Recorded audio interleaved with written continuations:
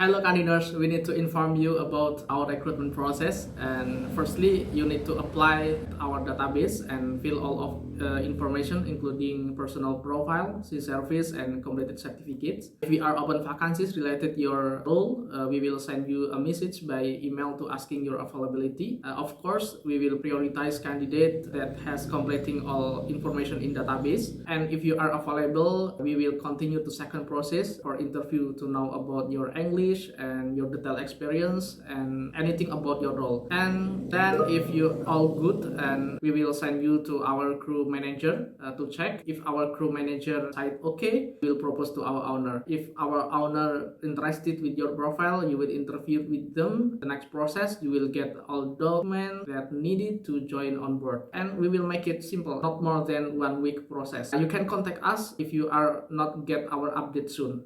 Okay, thank you very much. Goodbye.